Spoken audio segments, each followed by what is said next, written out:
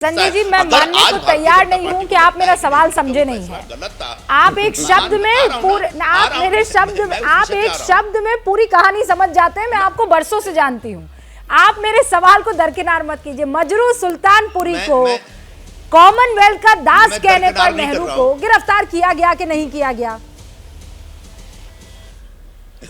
पता नहीं, मुझे नहीं मालूम। मुझे इस घटना की इतनी जानकारी नहीं है, लेकिन मैं कुछ और कहना चाह रहा था कि अगर प्रधानमंत्री मोदी जी और वाजपेयी जी कॉमनवेल्थ में भारत के होने पर आज भी ऐतराज रखते हैं, उनको लगता है गलत फैसला था नेहरू जी का, तो फैसला बदल सकते हैं। वो चाहे तो कॉमनवेल्थ से बाहर निकल सकते हैं। 8-9 साल हो गए उनको सत्ता में, क्यों नहीं फैसला कर रहे हैं? संजय निरुपम साहब ये कह रहे हैं उनको इस मामले में पता ही नहीं, बात के लिए तो वो टिप्पणी नहीं देंगे। हाँ, नहीं, मजरू सुल्तानपुरी को मजरू सुल्तानपुरी को इस वजह से कभी गिरफ्तार किया गया था, और उसका दुख और दर्द आज भी अगर भारतीय जनता पार्टी को है तो उसको चाहे तो वो अनडू कर सकते हैं, उसको चाहे तो उसका एक हिसाब किताब कर लीजिए।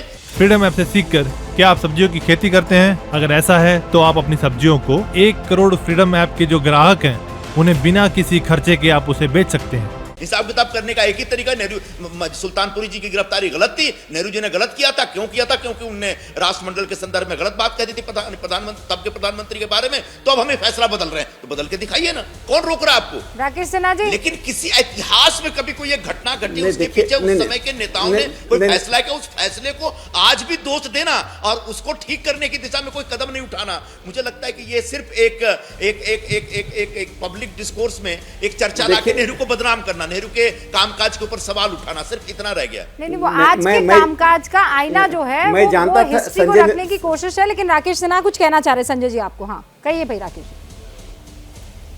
देखिए, मैं संजय जी को एक अच्छा लेखक, एक अच्छा ऑरेटर मानता था, लेकिन आज तो गूगली भी मारते हो, क्रिकेटर भी बन गए हैं। अरे भाई, मैंने कहा कि कॉमनवेल्थ में रहना ना रहना गलत है। मैंने कहा उस वक्त सब लोगों ने पार्लियामेंट में विरोध किया था, वो एक कॉन्टेक्स्ट की बात थी, लेकिन सिर्फ कॉमनवेल्थ का दास कहने के ऊपर उस व्यक्ति को 2 साल अंडरग्राउंड रहना पड़ा। कोई सामान्य व्यक्ति नहीं था। तीसरी कसम का गाना उसी व्यक्ति ने लिखा, और उस व्यक्ति के बारे में आप जितनी बात कहें, मजरू सुल्तानपुरी कम्युनिस्ट थे, तीसरी कसम, जो जीता सिकंदर, यादों की बारात। संजय जी, आपका तो संबंध फिल्म वर्ल्ड से रहा है, उसकी जितनी प्रतिष्ठा कसम का गीत क्या आप जस्टिफाई करते हैं? हम अनाप शनाप बोल रहे हैं। देखिए, मैं बात पूरी कर लूं, मैं बात पूरी कर लूं। एक बात और मैंने सवाल उठाया, आज आप इस टीवी चैनल पर प्रण करके जाएं, संकल्प करके जाएं कि जब फिरोज गांधी जी का जन्मदिन, जयंती और जन्मदिन होगा, उस दिन आप ट्वीट करके उनको श्रद्धांजलि देंगे, उनको नमन करेंगे, और गांधी नेहरू परिवार को करना चाहिए। मैं जानना चाहता हूं, जिसका आप सरनेम लगाते हैं, जिस व्यक्ति से आप जुड़े हुए हैं, क्या राजनीति हमारे संबंधों को निर्धारित करेगी? यदि मेरे माँ के पक्ष से लाभ नहीं होगा तो मैं माँ को छोड़ दूंगा, पिता के पक्ष से लाभ होगा पिता को पकड़ लूंगा। क्या भारतीय राजनीति वहां पहुंच गई है कि माँ और बाप को गाली दो? हम तो राजनीतिक सवाल उठाते हैं, और आपको राजनीतिक सवाल उठाने का हक है।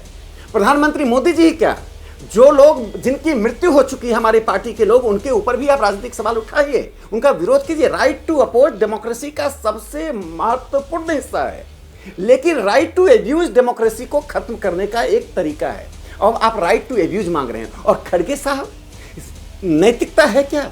प्रधानमंत्री जब बोलने उठते हैं तो विपक्ष का एक सिंबॉलिक प्रोटेस्ट होता है। हमने देखा अटल जी के खिलाफ आया नो कॉन्फिडेंस मोशन, पूरा विपक्ष सुना, अटल जी बोले, हम सरकार माइनॉरिटी में थे। अब जब प्रधानमंत्री मोदी जी खड़े हुए आपका जवाब देने के लिए, 1 मिनट भी उनको चैन नहीं दिया गया। रूबिका जी, हम डिबेट में कोई तीसरा व्यक्ति इंटरवीन करता है, हम इरिटेट हो जाते हैं, हम डिबेट छोड़ के चले जाते हैं, हम एंकर को ब्लेम करने लगते हैं। वहाँ करीब 100 मेंबर खड़े होकर ऊंची आवाज में नारे लगाए, जो हम लोग सड़कों पे लगाते हैं, यूनिवर्सिटी कैंपस में लगाते हैं। उसमें प्रधानमंत्री जी मुस्कुराते हुए, बिना धैर्य खोए, यदि हमें वो धैर्य खो देते तो उस दिन क्या होता सदन में? हम सुनते रहे, हम बर्दाश्त करते रहे। प्रधानमंत्री तो देश के नेता है ना, संवैधानिक पद है ना। आज मोदी जी हैं, कल शास्त्री जी थे, अटल जी थे, इंदिरा जी थी। फ्रीडम ऐप से सीखकर क्या आप सब्जियों की खेती करते हैं? अगर ऐसा है तो आप अपनी सब्जियों को 1 करोड़ फ्रीडम ऐप के जो ग्राहक हैं उन्हें बिना किसी खर्चे के आप उसे बेच सकते हैं। क्या मजबूरी है मेरी, बताइए। मैं अभी आपको बताती हूँ कि मैंने ओए होए होए होए, नमकीन के चटकारे लेते हुए टकटकी मार के डिबेट शो को पॉज रिपीट कर करके देख रहे हैं जोगिंदर जी। इनकी तरह आप भी देखें अपनी फेवरेट डिबेट्स को रिपीट कर, और डाउनलोड कीजिए एबीपी लाइव ऐप अपने स्मार्ट टीवी पर।